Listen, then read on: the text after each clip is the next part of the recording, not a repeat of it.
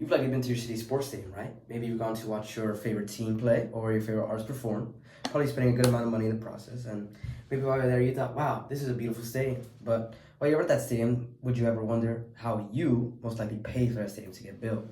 This begs a set of other questions. Is funding stadiums and arenas the best use of the public's money? And are there other ways to fund these stadiums, or should they be supported by your tax dollars? Well, to answer these questions, we have to investigate into two different perspectives and philosophies. One being the centralized economic school of thought, and the second being the decentralized economic school of thought. First, however, I just want to give a little explanation of how these stadiums are publicly funded. So let's say a city's local government wants to build a new stadium or arena, and they want to do it using taxpayer dollars. How they get this done is that they pass legislation and laws through public elections, meaning that the public votes on it and whether they agree to use their tax dollars for that or not, meaning that they can also vote to not build those stadiums. Now, with that greater picture in mind, we could begin to understand what a centralist economic school of thought is, and as we learned in class, it's one that has principles of a central government or authority that controls the economic planning, production, and redistribution in the economy and in a society. And in general, it just prioritizes more equality and equity. So for that reason, in this case, the school of thought of centralization is for the use of tax dollars to build the stadiums and arenas in cities. Now, as to why centrists believe that, I have found three specific main reasons for this approach. So first and foremost, the main centrist viewpoint that supports the use of taxpayer dollars to fund the stadiums is the idea that the economic impact it would have on the community is worth raising the funds for. In other words, it is a good use of taxes because of how it stimulate and impact the economy, because of the belief that if you build a stadium, you're also building a ton of new jobs for the people that work in the stadium and are stimulating the economy because of the impact of people that would go and spend money not just on tickets and sporting events, but also on other purchases and ancillary revenue like food and beverages, or also just spending money on Ubers, hotels, and in general just moving the economy through that spending. Now, in my research, I found that another reason why centralist economists argue for the use of taxpayer dollars to fund stadiums is one that comes from Victor A. Matheson, a researcher who found that a good reason for the development of stadiums through these taxpayer dollars is because of their ability to act as a neighborhood development tools, which, as he basically explained, means that they can serve as an anchor for local development because of especially of how stadiums and arenas are built modernly today. They could be more effectively integrated into existing neighborhoods and downtowns, meaning that even if there isn't a justifiable citywide economic activity boost, that there is most of the time a significant increase in real estate and commercial real estate estate prices in the areas near the stadiums. So with this viewpoint, it's basically proposing the stadium construction as an economic development plan, especially if the stadium arena is built in a part of the city that may be more underdeveloped than other parts of the city. Victor goes on to explain this would then translate to a significant increase in commercial and residential real estate development in the area. So not just the prices going up, but everything around being built more. And from there, it just ties back to the first point of just generating more jobs and moving the economy, all while potentially revitalizing an area of the city. Moreover, as supporters' viewpoint they believe that this then creates a kind of a district or a hub of entertainment in the city, and reveals more a third reason of why centralists believe this is a good use of tax dollars. From the University of Michigan, from Professor Mark S. Rosenthal, who argues that when a stadium is built and it creates a downtown or central hub, like just mentioned, this then has the effect of providing the city and residents with identity and a sense of pride, arguing that, especially when it comes to supporting something like a sports team, it can really unify and bring together a community. And so the first claims that it works to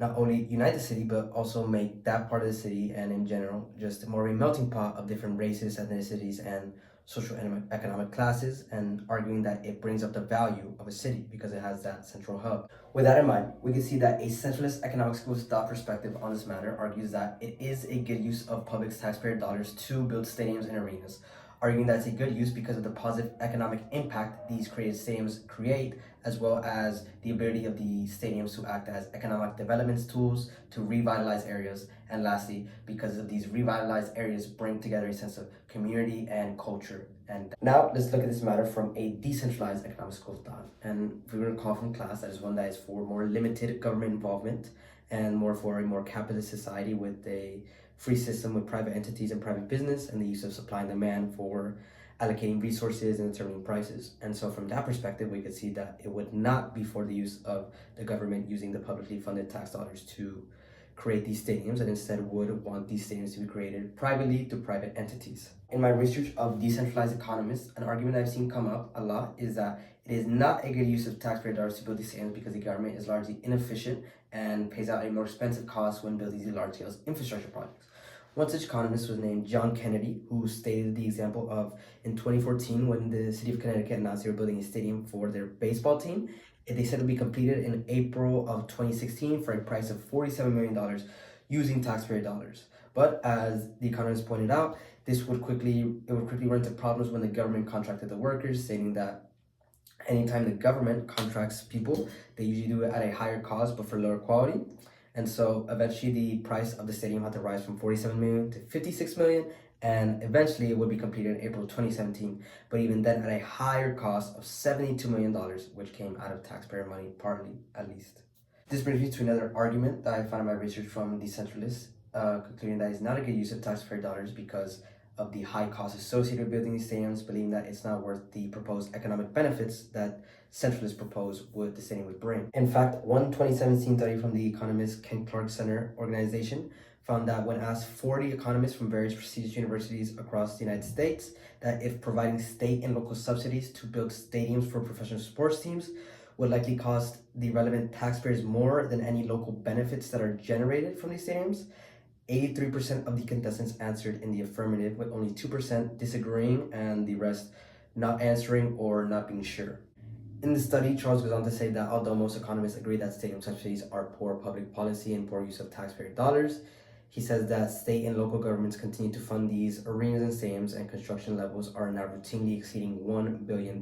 With this high cost of building in mind, we can go on to a third reason why decentralists are against this use of public funding. And so it's an idea that comes from the economist Bernie Hunter, who argues that taxpayers are forced to fund athletic venues with their tax dollars, while the teams that play in them are the ones who truly reap the benefits from the profits. Hunter goes on to state that if a stadium is being built by sports teams, and for sports teams, it should be done through private funding and with real estate developers and contractors from the private sector instead of taxpayer subsidies and taxpayer dollars, arguing that those who fund the project should be the ones who also profit from its success. In all, we can see that the decentralist economic school of thought is not for the use of taxpayer dollars to fund these stadiums, with these decentralists arguing that first, that the government is largely inefficient at building such infrastructure and consistently shows high costs and building failure. And secondly, they argue that the proposed economic benefits and positive impacts of building such infrastructure is limited and not equal to the amount of high cost and use of taxpayer dollars. And lastly, because they believe that the taxpayers do not profit from the building, and instead argue that the ones that build the same should be the ones profiting from them and should be done so privately and without the use of taxpayer dollars.